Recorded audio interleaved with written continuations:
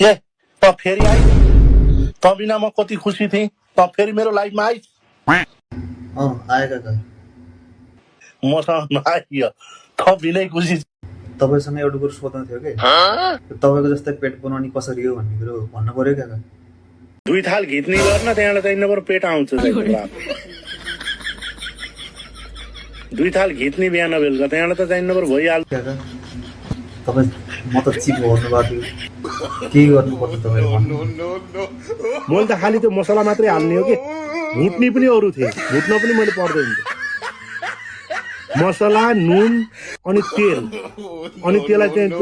चाहिँ पकाउने चाहिँ तरिका भुट्ने त अरू हेल्पर असिस्ट्यान्टहरूले भुट्छन् नि त्यसले थोरै भुट्छ त्यसले त सिर्फ मसला मात्रै हालिदिने प्याज यति ग्राम तेल यति ग्राम मसला होइन यतिवटा प्याज यति चाहिँ लसुन यति अदरक होइन